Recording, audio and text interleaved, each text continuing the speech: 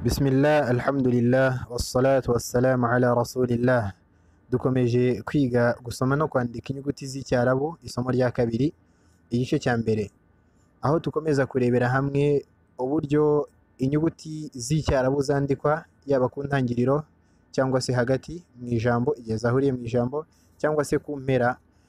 Bityo turatangira ku nyuguti ya alif. Alif ku ntangiriro yandikwa uko nguko mubibona ko alif ikiri yonyine, hagati ikaba yemera kugira kwakira inyuguti yayibanjirije, ikemera guhekwa ariko ntiyemera guheka, bivuze ngo iri hagati ariko ntabwo yemeye guheka indi nyuguti, niyo mpamvu bayanditse uko, nabwo isa nkaho yakiriye inyuguti yayibanjirije ariko inyuguti yayiherutse ntabwo yayakiriye. Hanyuma ku mpera, iyo alif iri ku mpera bisobanuye ko yemeye guhekwa ariko yo ikaba itemera kugira indi yaheka. Bityo aka kantu muri kubona kaje imbere, ako ngako ni akagaragaza ko yakiriye inyuguti yayibanjirije iri imbere. Hanyuma ko muri buze kubona kigiye inyuma, yani kase kajya inyuma, naho muraza kumenya ko iyo yemeye inyuguti yayikurikiye. Nk'aha ngaha ku nyuguti ya ba, murabona ko inyuguti ya ba kaje ku mpera, kaje kabanza, bigaragara ko iri bwakira inyuguti yayibanjirije, ndetse kanajya inyuma kagana kwakira indi nyuguti nanone iyikurikira, kuko iyi ba iri hagati. Bityo ba ku ntangiriro ni ba ya yindi twize, ba iri ku ntangiriro ni ya yindi. Ba ku ntangiriro murabona ko ntabwo yandikwa neza nka ba iri yonyine, ahubwo yandikwa nka ba ariko yiteguye kugira indi igiye kwakira, yani iba ifite ako karizo kagana kwakira indi nyuguti. Hanyuma ba hagati nk'uko twari tubivuze haruguru, nayo iba ifite akarizo kayibanziriza, bigaragara ko hari inyuguti iyishamikiraho, yani ako karizo ni ako kwakira inyuguti yayibanjirije. Ndetse no ku mpera kuko iri hagati, nabwo yayikurikiye nayo iyihereza akaboko cyangwa se igira icyo iyihereza kugira ngo ishamikireho yakire. Hanyuma ba ku mpera nayo ifite ako kantu kakira iyo nyuguti, ariko mu gusoza tukayifunga tumeze nk'aho tuyisoje, yani nta yindi nyuguti igiye kuyikurikira. Ari nako bimeze ku nyuguti ya ta ndetse na tha, kubera ko ariko zandikwa zose zandikwa kimwe. Naho jim, ha ndetse na kha nazo murabizi ko zandikwa kimwe.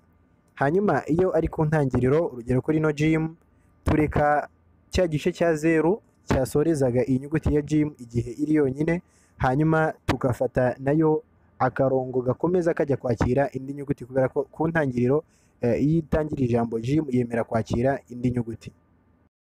Yaba iri hagati rero, iyi nyuguti ya jim nayo yakira inyuguti ibanziriza, yani yemera guhekwa ndetse ikemera no guheka, bityo itega amaboko ikakira inyuguti ibanziriza ndetse ikakira igafata no ku nyuguti yayikurikiye.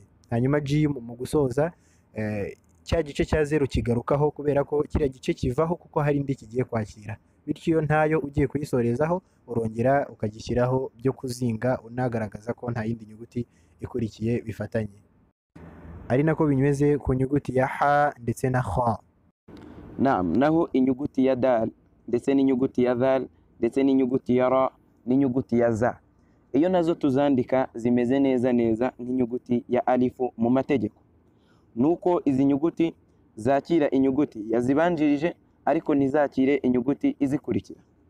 Dal nk'uko mubireba ahangaha, iyo ibanza iba yanditse nk'ibisanzwe, hanyuma iyo ikurikira inyuguti iba ifite kwa kuboko twavuze kwakira inyuguti yayibanjirije, nango iba yiteguye kwakira inyuguti yabanje.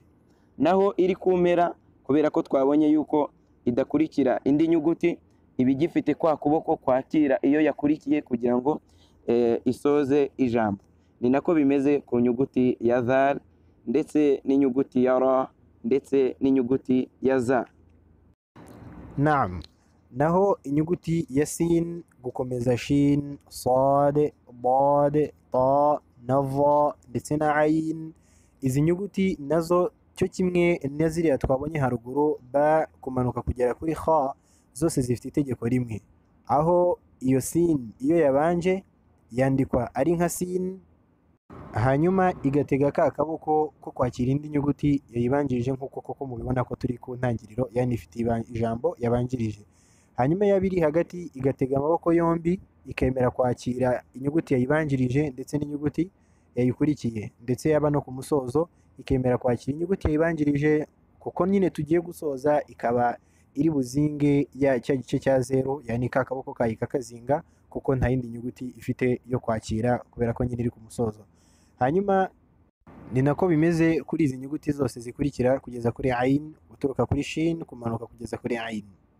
Icyo ugomba kwitondera ukanacyitegereza cyane igihe ubonye ijambo kugira ngo umenye neza buri nyuguti yaje muri iryo jambo, ni uko wibanda ku mwihariko w'inyuguti, cya gice kidahinduka cy'inyuguti cy'umwihariko wayo. Niba ari ha ukamenya ngo yandikwa kariya gace kabanza hakuyeho kariya kaboko twabonye cyangwa se kiriya gice cya zeru, iyo gikuweho kariya gace gasigara niyo nyuguti ya ha nyayo, kubera ko ni iriya nyuguti kariya gace kabanza ndetse n'akadomo hejuru.